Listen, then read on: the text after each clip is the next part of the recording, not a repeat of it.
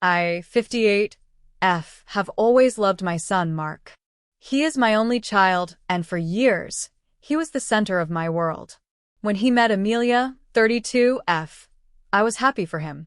She was bright and ambitious, and she seemed to make him happy. I welcomed her into our family with open arms. I taught her my grandmother's recipes. I shared stories about Mark's childhood. I thought we were building a real relationship, a bond between a mother and a daughter-in-law. I was wrong. The little things started slowly. A comment here, a suggestion there. She would compliment my home, but always with a little twist. "This house has such good bones," she would say. It would be stunning with a full renovation. She meant it would be stunning if it were completely different, if it were her style, not mine. I tried to ignore it. I told myself she was just young and had different tastes. I wanted to keep the peace for Mark's sake. The annual family brunch was my tradition. For 20 years, I had hosted it in my home. It was a day for everyone to come together, laugh, and share a meal. My husband, David, would fire up the grill, and I would spend days preparing everyone's favorite dishes. It was a labor of love. This year, Amelia had a different idea. She approached me a month before the event, her expression a careful mix of concern and enthusiasm. "You work so hard every year," she said. "It's such a burden on you. Why don't you let me handle everything this time? I can arrange for catering. It will be so much more modern, and you can actually relax and enjoy yourself for once." I was taken aback. The brunch was never a burden. It was my joy. But Mark was standing right there, beaming at his wife's supposed generosity. "That's a great idea, Ames," he said, kissing her forehead. "Mom deserves a break." I felt cornered. If I said no, I would look ungrateful. If I said yes, I would be giving up my cherished tradition.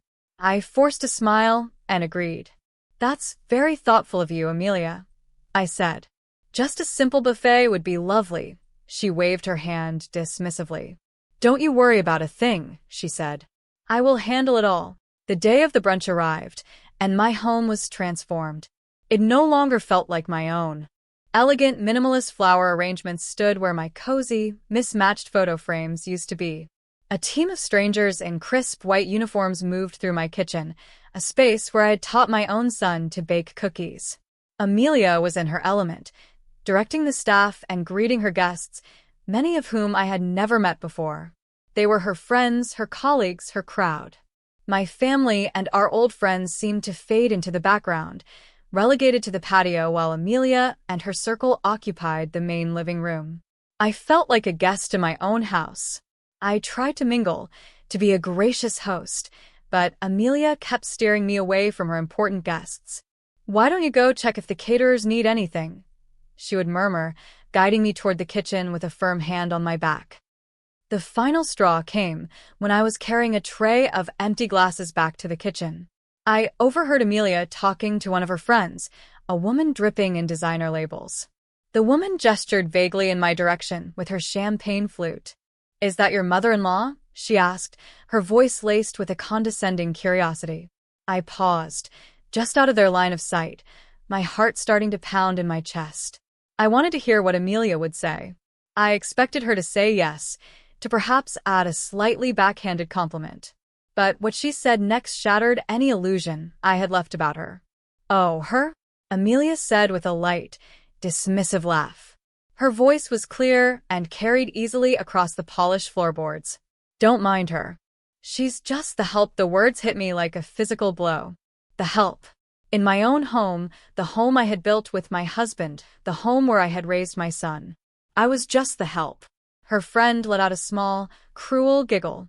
I stood there, hidden by the doorway, the tray of glasses trembling in my hands. I felt a cold, quiet anger begin to form in the pit of my stomach. It was an anger so pure and so deep that it pushed out all the hurt and all the shock. That was it. The line had been crossed. I knew in that moment that I would not let this go. I would not keep the peace. I would not be dismissed in my own life.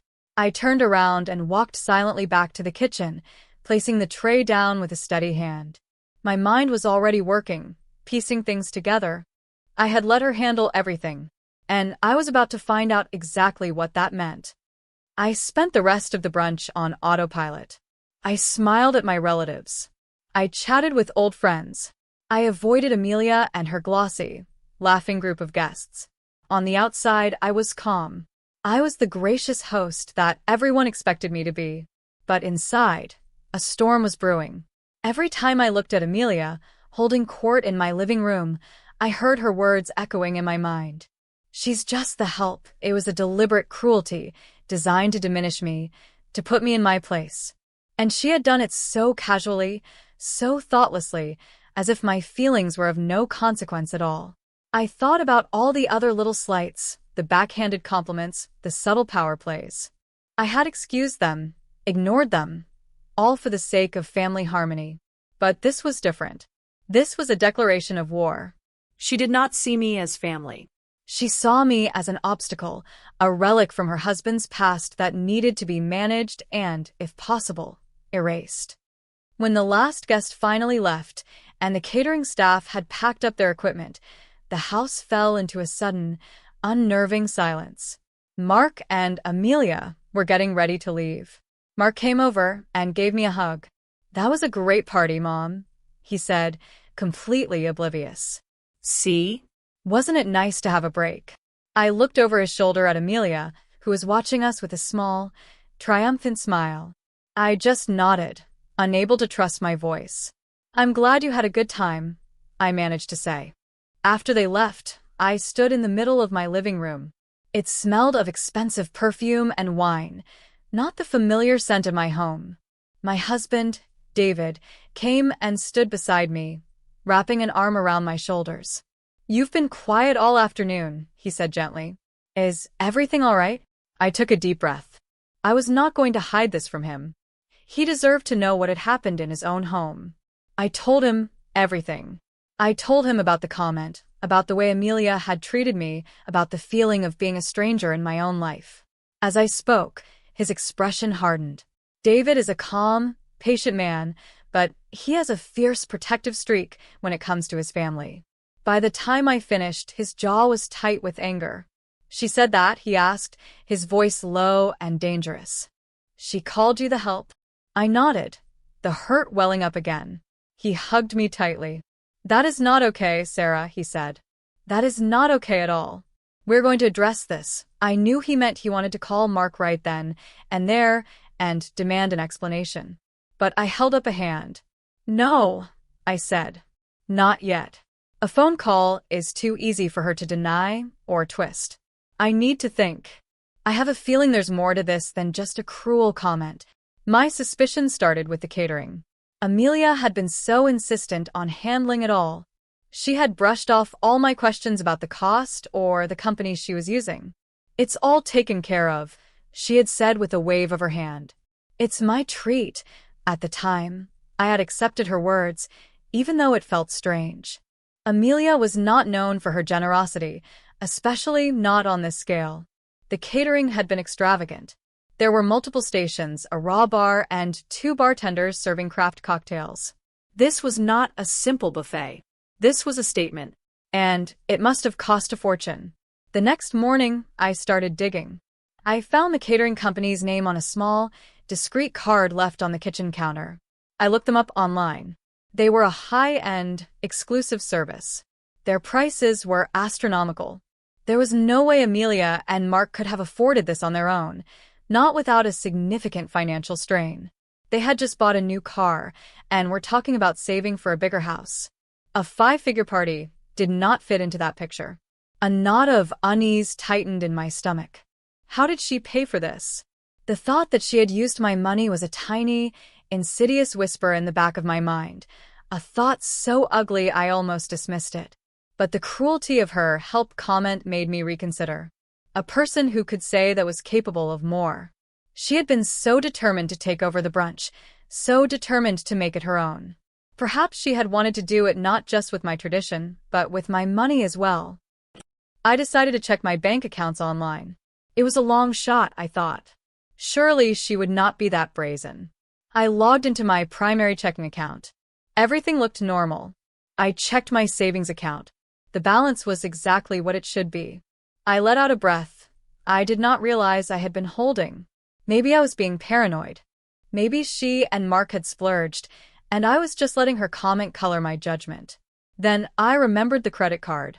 David and I had a joint credit card that we used for major household expenses. It had a high limit, and we paid it off every month. I rarely used it myself, but the account was in my name as the primary holder. I navigated to the credit card's website and logged in. I scrolled through the recent transactions. There was a charge from the grocery store, a payment for the electricity bill, and then I saw it. A pending charge from Exquisite Events Catering. The amount made my breath catch in my throat.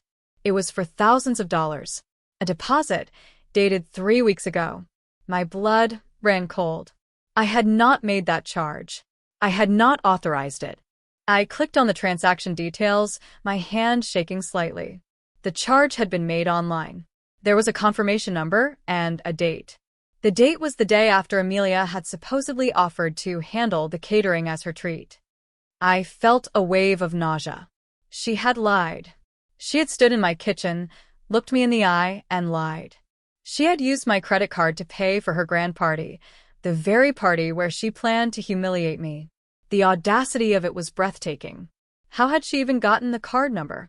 I kept the card in my wallet, and my wallet was always with me. Then a memory surfaced, small and seemingly insignificant at the time.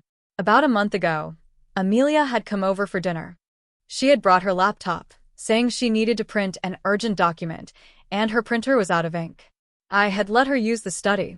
I remembered leaving my purse on the desk in that room. I had not thought anything of it. She was family, after all. She must have taken the card out, copied the numbers, and then put it back. It would have only taken a minute, and I would have been none the wiser. The thought made me feel violated. It was not just about the money. It was the calculated deception, the premeditation. She had planned this. She had planned to steal from me and then insult me in my own home. My anger from the day before returned, but now it was sharper, colder. This was not just an insult anymore. This was theft. This was fraud. And I had the proof right here on my screen. I printed out the credit card statement, the charge from the caterers circled in red ink. This was the beginning of my evidence. But I knew it was not enough. She could still try to lie her way out of it. She could claim I had given her permission, that it was a misunderstanding. I needed something more. I needed something undeniable. My first call was to the catering company. I took a deep breath and dialed the number from their website. A cheerful voice answered on the second ring. Exquisite Events, how may I help you? I kept my own voice calm and level. Hello, I said. I'm calling about an event you catered yesterday. It was under the name Sarah Miller. Of course, Mrs. Miller, the woman said. I hope everything was to your satisfaction. Everything was fine, I said, choosing my words carefully. I'm just reviewing the billing, and I have a question about the deposit that was charged to my credit card. I can certainly help with that, she said. Let me just pull up your file. One moment, I could hear her typing in the background. My heart was pounding. This was my first test. Would her story match what I suspected? Okay, I have it here, she said. The brunch for 60 guests at your address. The deposit was paid by a Visa card ending in 4521. Is that correct? Yes, that's the card. I confirmed. My question is, I don't recall making that payment myself. Can you tell me who authorized it? There was a slight pause on the other end of the line. The booking was made online, ma'am, she said, her tone becoming a little more cautious. It was made under your name, from your email address. My email address? That was impossible. I never used my personal email for anything like this. Are you sure about that? I asked. Could you tell me the email address you have on file? She read it back to me. It was my correct email address. A new wave of cold dread washed over me. This was worse than I thought. It was not just a stolen credit card number. She had somehow gained access to my email account. Ma'am, is there a problem with the charge?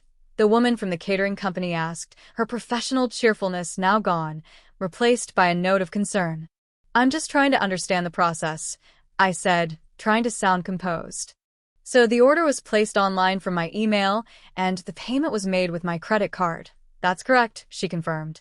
We sent a confirmation email to that address as well, with the invoice and contract attached, a confirmation email.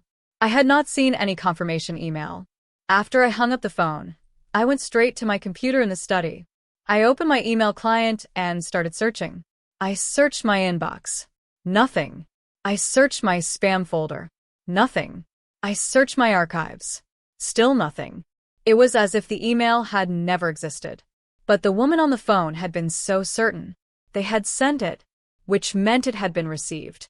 And if I had not seen it, someone else must have. Someone who had access to my account. On a hunch, I checked the trash folder. I scrolled down, my eyes scanning the list of deleted messages. And then I saw it. The subject line read, "Your exquisite events booking confirmation." My breath hitched. I clicked on it. The email opened and there it was. A detailed invoice for the brunch, a digital contract, and a thank you note for the deposit payment. It was dated 3 weeks ago, the day after Amelia had made her generous offer. At the bottom of the email, there was a timestamp showing when it had been read and when it had been moved to the trash. It had been read within minutes of being sent, and it had been deleted just as quickly. She had been on my computer. The day she'd come to print a document, it all clicked into place. She had not just taken my credit card information. She had logged into my email. She had placed the order as if she were me. She had read the confirmation and then deleted it, covering her tracks. The level of deceit was staggering. She had orchestrated this whole thing from my own desk, using my own tools against me. I felt foolish for having been so trusting. I had let her into my home, into my study, and I had not suspected a thing. That naivety was gone now, burned away by the cold, hard proof on my computer screen. I restored the email from the trash folder and printed out a copy.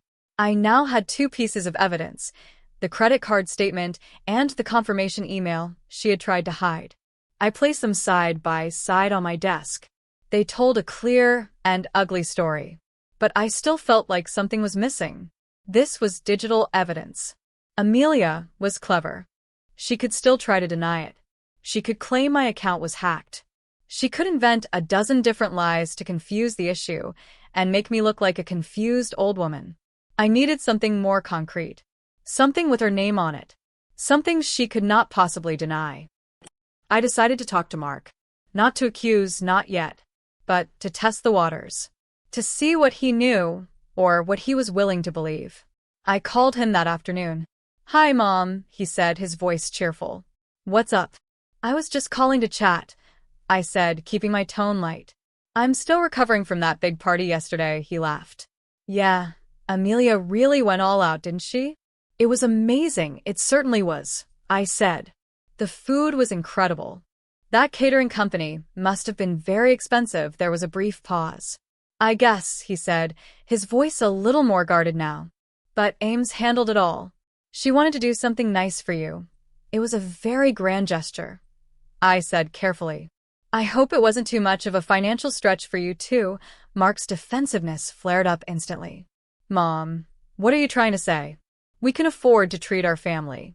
You don't have to worry about our finances." "I'm not worried, sweetheart," I said softly. "I was just impressed. Amelia said it was her treat, and I just wanted to make sure you both were okay." "We're fine," he snapped. "Can't you just accept a nice gesture without turning it into an interrogation? Amelia did this for you. The least you could do is be grateful." His words stung, but they also told me everything I needed to know. He was completely in the dark. He believed his wife's lies. He saw her as generous and me as ungrateful. Amelia had not just deceived me. She had manipulated my son, turning him against me before the confrontation had even begun. This was her pattern. Create a narrative where she was the hero and I was the difficult, unappreciative mother-in-law. It was a classic gaslighting technique, and my own son had fallen for it completely. I ended the call politely, my resolve hardening. Talking to Mark was useless. He was too deep under her spell. He would defend her no matter what. I had to go around him. I had to find something that would force him to see the truth, something so undeniable that even he could not explain it away. I sat at my desk, looking at the printed email and the credit card statement. It felt like a puzzle, and I was missing the final piece. I thought back to my conversation with the woman from the catering company. She had mentioned a contract. We sent a confirmation email to that address as well, with the invoice and contract attached, she had said. I looked at the printed email again. There was an invoice, but the contract was an attachment, a PDF file. I had not opened it before. I went back to the restored email on my computer and clicked on the attachment. A formal document loaded onto the screen. It was a standard service agreement, detailing the menu, the number of guests, the staffing arrangements, and the payment schedule. I scrolled through the pages, reading the fine print. It all seemed standard. Then I got to the last page. There was a line for a signature. And on that line, in the space designated for the client, was a signature. It was a digital signature, typed out, but the name was clear, Sarah Miller. My name. She had typed my name into the signature box, electronically signing the contract as me. It was forgery. It was fraud. It was a federal crime. My heart was racing now. This was it. This was the proof I needed. She had not just used my card and my email. She had actively impersonated me to enter into a legal agreement. But a digital signature could still be disputed. She could claim someone else had done it. I needed something more. I needed her handwriting. I needed her physical signature. I looked back at the contract. There was a clause in the fine print that caught my eye. For all events with a total cost exceeding $10,000, a physical signature is required on this contract. A signed copy must be returned to our office to finalize the booking. The total cost of the brunch was well over that amount. That meant that somewhere in the files of Exquisite Events Catering, there was a piece of paper. A contract with my name on it, but with her signature. A physical, tangible piece of evidence that would be impossible for her to deny. I knew what I had to do next. I had to get my hands on a copy of that signed contract. The next morning, I called the catering company again. This time, I asked to speak to a manager. I was transferred to a man named Mr. Henderson. I explained the situation calmly and clearly. I told him I believed a fraudulent charge had been made on my credit card and that a contract had been signed in my name without my authorization. I was careful not to mention Amelia by name. I simply referred to a third party. Mr. Henderson was immediately concerned. I am very sorry to hear that, Mrs. Miller, he said, his voice serious. We take these matters very seriously. Fraud is a significant issue for our business. I understand, I said. And I am not blaming your company, but I need your help. The person who did this used my email and my credit card. I need to prove that I was not the one who signed the agreement. Of course, he said. Let me pull up the file again. I see here that the contract was signed digitally, but due to the size of the order, our policy requires a hard copy signature as well. Just a moment, I held my breath. This was the critical moment. Please let it be there, I thought. Please let her have been that arrogant. After a few moments of silence, Mr. Henderson came back on the line. Yes, I have it here, he said. We have a scanned copy of the physically signed contract in your file. It was dropped off at our office a few weeks ago. My heart leaped. Mr. Henderson, I said, trying to keep the triumph out of my voice. Would it be possible for you to send me a copy of that signed page? It would be immensely helpful for my records and for resolving this issue with my credit card company. Normally, we would require a formal request from law enforcement, he said. But given the circumstances, and since the account is in your name, I can make an exception. I can fax or email a copy to you. Which would you prefer?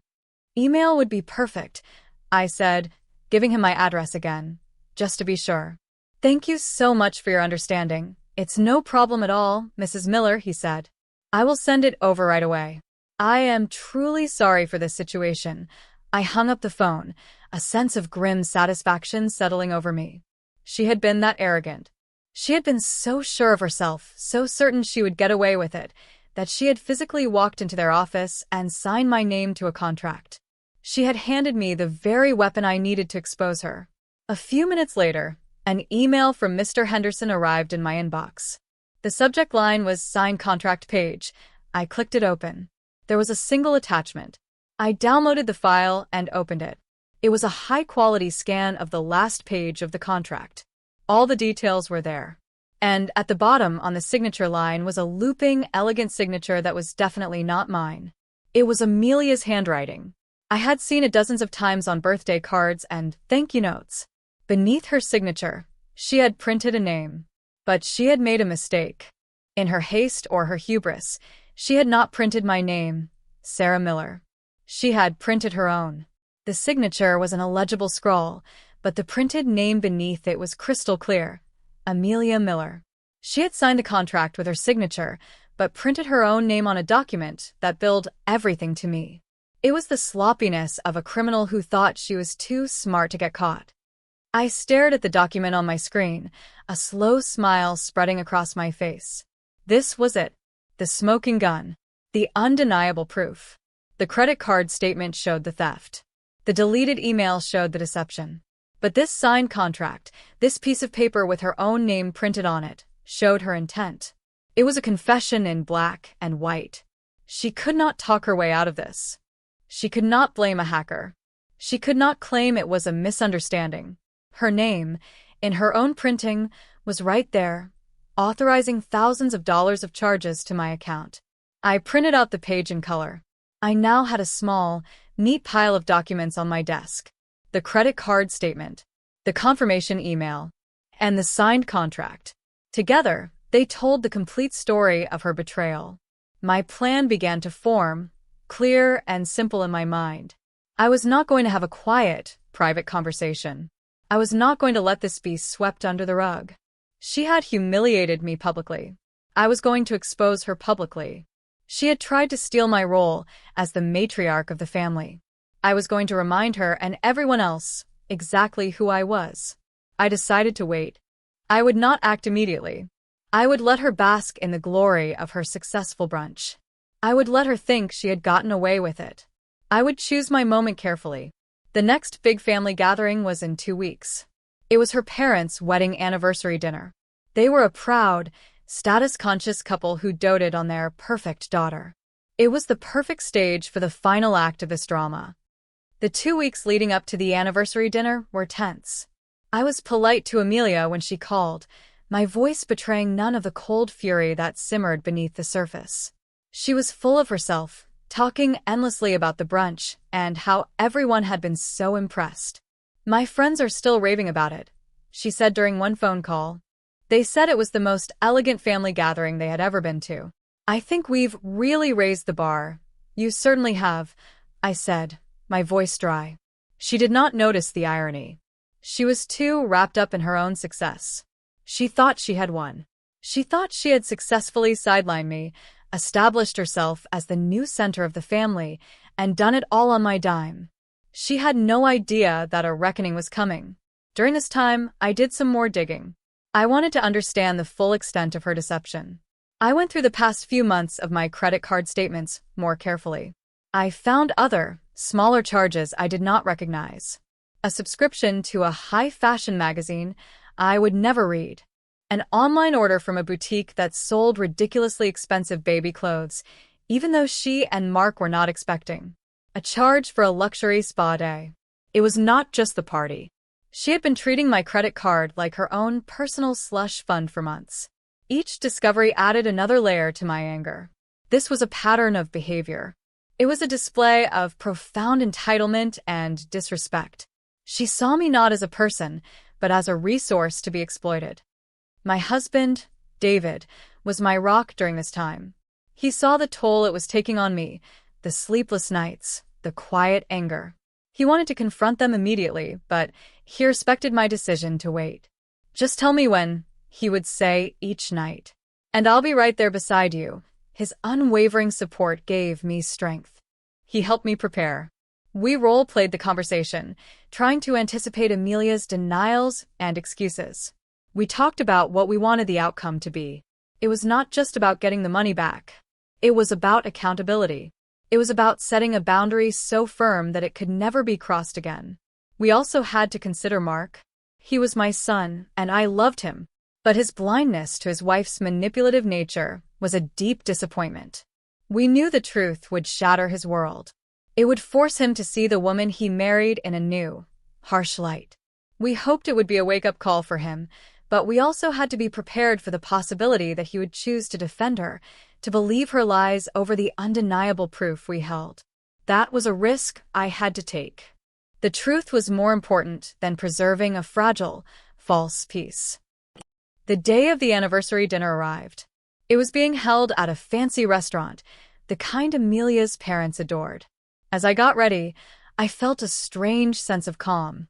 The anger was still there, a cold, hard stone in my chest, but the anxiety was gone. I knew what I had to do. I placed the 3 printed documents into a crisp manila envelope: the credit card statement, the email, and the signed contract. I tucked the envelope into my handbag. It felt heavy, like a weapon. When we arrived at the restaurant, the rest of the family was already there. Amelia and Mark and her parents, John and Carol. They were all laughing and sipping champagne. Amelia was wearing a new, expensive-looking dress, one I suspected I had probably paid for. She greeted me with a kiss on the cheek. "You look lovely," she said, her voice smooth as silk. "Thank you, dear," I replied, my own voice perfectly even. "So, we sat down, and the small talk began. Carol, Amelia's mother, immediately started gushing about the brunch. "Amelia, darling, we're still hearing compliments about that marvelous party you threw," she said. "Your father's business partner was there, and he was so impressed. He said you have a real talent for entertaining." Amelia beamed, soaking in the praise. "It was nothing really," she said with false modesty. "I just wanted to do something special for the family. And to give Sarah a well-deserved rest." She glanced at me, a flicker of condescension in her eyes. This was my opening. Everyone was listening. The stage was set. I took a sip of my water, my hands perfectly steady. "Speaking of the brunch," I began, my voice calm and conversational. Everyone at the table turned to look at me. It was certainly an event to remember. Amelia smiled, thinking I was about to praise her further. "I'm so glad you enjoyed it," she said. "I was just going through some of the paperwork from it today," I continued, reaching into my handbag and pulling out the manila envelope. I placed it on the table with a soft thud. "It's amazing how much administration is involved in a party like that." Amelia's smile faltered slightly. A flicker of uncertainty crossed her face. Mark looked confused. "Paperwork?" he asked. "What paperwork?" "Just the final invoices and things," I said breezily. I opened the envelope and took out the first document, the credit card statement. I did not slide it across the table yet. I held it in my hand. "You know, Amelia, when you said you were going to handle the catering, I was so impressed by your generosity. You said it was your treat." Amelia's eyes were fixed on the paper in my hand. She knew what it was. Her face was starting to lose its color. "It was," she said, her voice a little too high. "It was my pleasure." "That's what I thought," I said, my voice still light. So, you can imagine my surprise when the bill for the catering showed up on my credit card statement. I placed the statement on the table, pushing it toward the center, so everyone could see the circled charge. A stunned silence fell over the table. Mark stared at the paper, then at his wife. "What is this, Ames?" he asked, his voice barely a whisper. Amelia's parents, John and Carol, looked from the statement to their daughter, their expressions a mixture of confusion and dawning horror. Amelia tried to rally. She forced a laugh, but it sounded brittle and fake. "Oh, that must be a mistake," she said, waving a dismissive hand. "I probably just gave them the wrong card number by accident. Things were so hectic. I'll pay you back." Of course, it was a weak defense, and she knew it. But she was counting on the social pressure of the moment, the desire to avoid a scene in a public restaurant, to get her through it. I was not going to let that happen. I calmly took the second document from the envelope, the printed email. "I thought it might be a mistake, too," I said. "So, I looked into it. I found the confirmation email for the booking. It was sent from my email address. And then it was deleted. You must have been on my computer to do that." I placed the email next to the statement. The evidence was building piece by piece. Mark picked up the email printout, his hands trembling slightly as he read it. "You used Mom's email?" he asked Amelia, his voice filled with disbelief. Amelia's facade was crumbling. Her face was pale, and her eyes darted around the table, looking for an ally. She found none. Her parents were staring at her, their mouths slightly agape. My husband, David, sat beside me, his expression like stone. I I don't know what you're talking about, she stammered. My mother's computer is old. It's probably been hacked. Someone must have stolen her information. It was a desperate, pathetic lie. And it was the moment I had been waiting for. This was her final denial. It was time to deliver the final, crushing blow. I took the third and final document from the envelope, the scanned page of the contract. I held it up so everyone could see it. Hacked, I said, my voice now losing its conversational tone, replaced by a cold, clear anger. That's an interesting theory, Amelia. But can a hacker do this?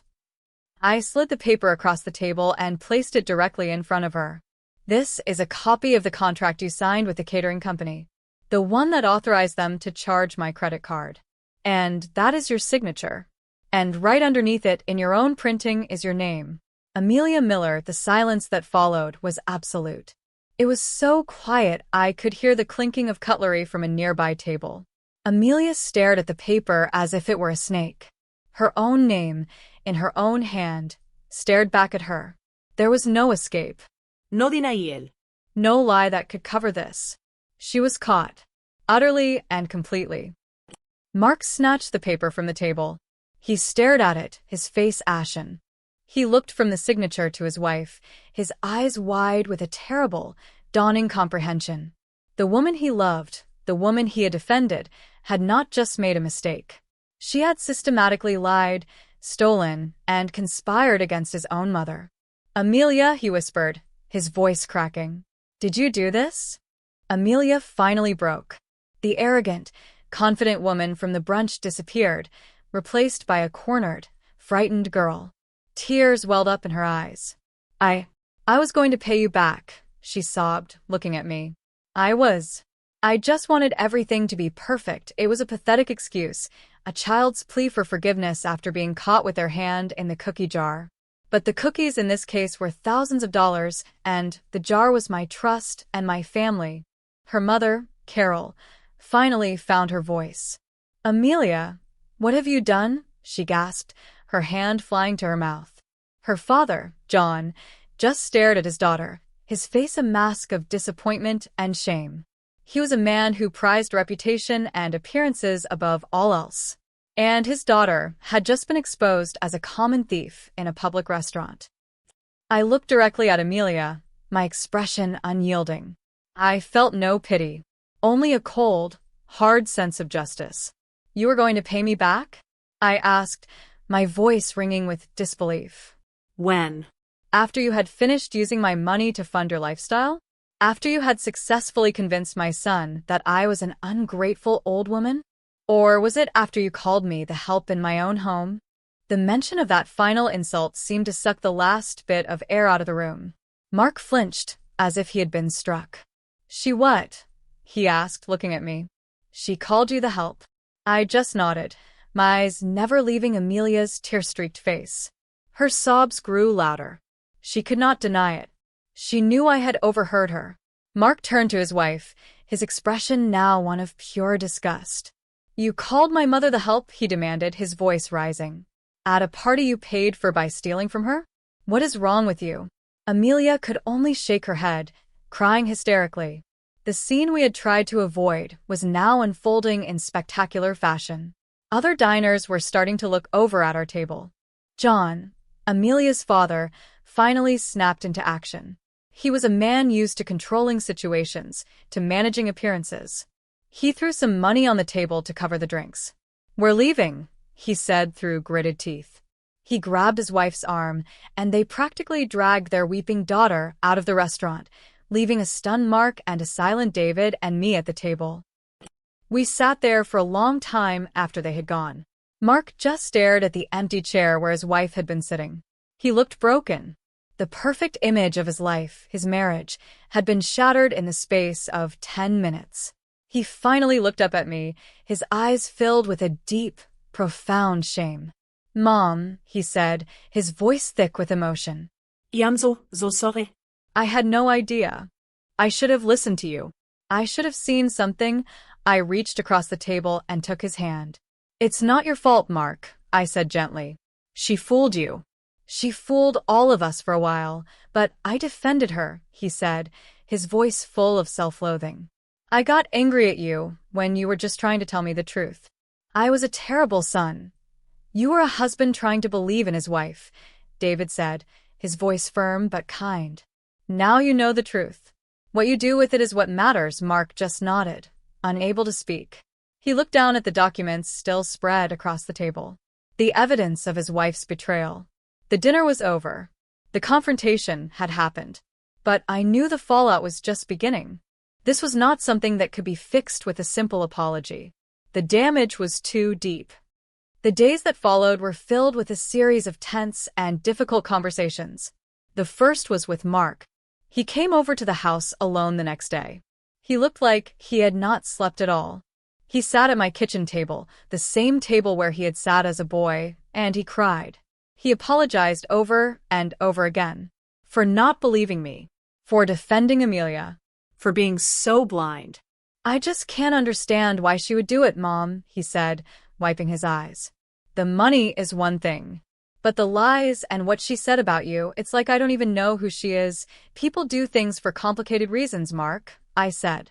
I think she was insecure. She wanted to impress her friends, to feel important. She saw me and my role in the family as a threat to that, so she tried to steal it, he said bitterly. My own wife, we talked for hours.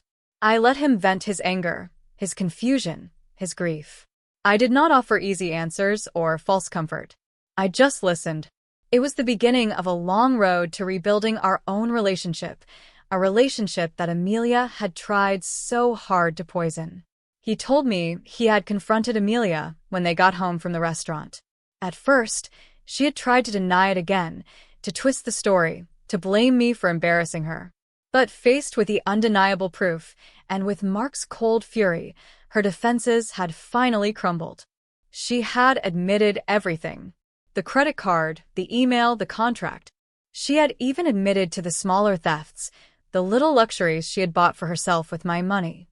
The next conversation was with Amelia's parents. John called me the day after the dinner. His voice was stiff and formal.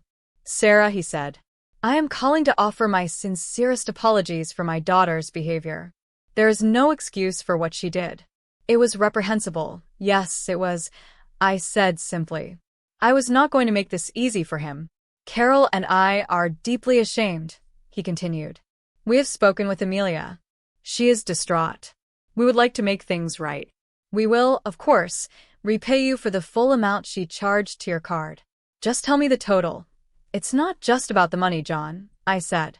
This was a profound violation of trust. I understand that, he said, and for the first time, I heard a crack in his formal facade. He sounded tired and sad. We raised her better than this. I don't know what to say. We will pay for whatever counseling or therapy she needs. We will make sure this never happens again. I could tell that his primary concern was still managing the scandal, containing the damage to his family's reputation. But I also heard the genuine pain of a father disappointed in his child. I gave him the total amount, which included not just the catering but all the other fraudulent charges I had found. He did not question a single item. He promised a check would be delivered to my house by the end of the day. And it was. A certified check for the full amount. The final conversation, for now, was with Amelia herself. She called me a few days later. Her voice was small and timid, a stark contrast to her usual confident tone. Sarah, she said, as if she was not sure I would even speak to her. It's Amelia, I know who it is, I said. There was a long, awkward silence. I wanted to apologize, she finally said. I know my parents paid you back, but I wanted to say I'm sorry. What I did was wrong. I was trying to be someone I'm not. I was insecure and stupid, and I hurt you. And I hurt Mark. And I am so sorry. Her apology sounded rehearsed, like something her parents or a therapist had told her to say. But I could also hear a note of genuine remorse in her voice. The public humiliation had clearly had an impact. She had been stripped of her pride, and for the first time, she was being forced to look at the ugly parts of herself. An apology is a start, Amelia, I said. But it doesn't fix what you broke. Trust is not like a bank account. You can't just deposit an apology and expect the balance to go back to what it was. I know, she whispered. Mark, he wants us to go to counseling. He says if we don't, he's not sure we have a future. That sounds like a wise decision, I said coolly. You both have a lot to work through. The conversation ended soon after that. It was stilted and uncomfortable. There was no warmth, no forgiveness. Just a cold, hard acknowledgement of the damage that had been done. In the weeks that followed, a new normal began to emerge. Mark and Amelia started going to marriage counseling. Mark told me it was difficult. Amelia was having a hard time being honest, but she was trying. He was trying too. Trying to see if the woman he married was still in there somewhere, underneath the layers of deceit and insecurity. He was also making a real effort with me. He called more often. He came over for dinner, just the two of us, like we used to. We talked about everything and nothing. We were slowly, carefully rebuilding our bond. My relationship with Amelia was, for all intents and purposes, over. I would see her at family events, and I would be civil. I would say hello and ask how she was. But the warmth was gone. The trust was gone. I would never have her in my home alone again. I would never leave my purse unattended in the same room as her. She had taught me a hard lesson about trust, and I would not forget it. David and I were stronger than ever. The crisis had reminded us of the strength of our partnership, of our shared values. We were a team, and we had faced this together. One evening, about a month after the dinner, David and I were sitting on the patio. The check from Amelia's parents had long since cleared, and my credit card balance was back to zero. The house felt like my own again. The lingering scent of expensive perfume was gone, replaced by the familiar smell of my rose bushes. It was peaceful. Do you think they'll make it? David asked, looking out at the garden. He meant Mark and Amelia. I don't know, I said honestly. Maybe. If she is willing to do the hard work of changing. And if he is willing to learn how to forgive but not forget. And you? He asked, turning to look at me. Have you forgiven her? I thought about it for a moment. I thought about the sting of her words, the violation of her theft, the cold calculation of her betrayal. No, I said finally. I don't think I have. And I'm not sure I ever will. Forgiveness is for people who make mistakes. What she did was not a mistake. It was a choice. A series of choices, made over and over again. I took a sip of my tea. But I have accepted it. I continued. I have accepted that this is who she is. And I have accepted that my relationship with my son will be different now. Maybe in some ways it will be stronger. More honest. He reached out and took my hand. She picked a fight with the wrong woman, he said with a small smile. I smiled back, a real, genuine smile. She wanted to be the lady of the house, I said, looking at the home we had built together, a home she had tried and failed to conquer. Now she just has a lot of therapy bills to pay, and in that moment, I felt a sense of peace. The anger had faded, replaced by a quiet, unshakable sense of victory. I had not stooped to her level.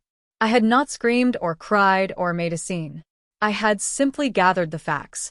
I had waited for the right moment. And then, with a few pieces of paper, I had served her the truth. It was a dish best served cold, and it was, I had to admit, exquisitely satisfying. The help had won.